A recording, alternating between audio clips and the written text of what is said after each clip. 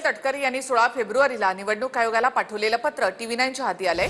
तटकरे आणि पटेलांनी पाठवलेल्या पत्रामध्ये अध्यक्षांप्रमाणे कार्यकारी अध्यक्षालाही अधिकार देण्याचा उल्लेख आहे। तटकरे पटेलांचं पत्र ग्राह्य न धरण्यासाठी सुनेत्रा पवार यांनी सुद्धा निवडणूक आयोगाला पत्र पाठवले।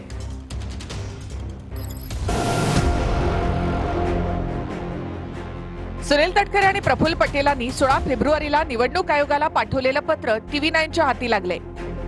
तटकरे आणि पटेलांनी पाठवलेल्या पत्रामध्ये अध्यक्षांप्रमाणे कार्यकारी अध्यक्षालाही अधिकार देण्याचा उल्लेख आहे। तर तटकरे पटेलांचं पत्र ग्राह्य न धरण्यासाठी 10 मार्चला सुनेत्रा पवारांनी निवडणूक आयोगाला पत्र पाठवलं होतं।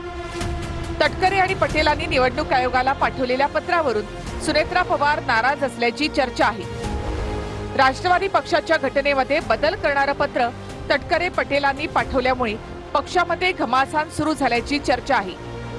16 तारखेच्या पाठवलेल्या पत्रावर पटेल, तटकरे, श्रीवास्तव यांच्या सह्या आहेत। पत्रामध्ये नेमकं काय आहे ते आपण पाहूया। सक्रिय सदस्य निवडीचा अधिकार अध्यक्षांप्रमाणे कार्याध्यक्षाला देखील दिल्याचा उल्लेख आहे। राष्ट्रवादीचे लोकप्रतिनिधी नसणाऱ्या राज्यांमध्ये राष्ट्रीय प्रतिनिधीच्या नेमणुकीचा कार्याध्यक्षाला देखील अधिकार आहे। राष्ट्रीय अध्यक्षांच्या अनुपस्थितीमध्ये कार्यकारी अध्यक्ष राष्ट्रीय अधिवेशनाचं अध्यक्षस्थान भूषवतील। आणीबाणीच्या स्थितीमध्ये कार्यकारी अध्यक्ष राष्ट्रीय अध्यक्षांच्या निवडीपर्यंत कार्य पार पाडतील। सुनेत्रा पवारांच्या दिल्ली दौऱ्यामध्ये पटेल गैरहजर।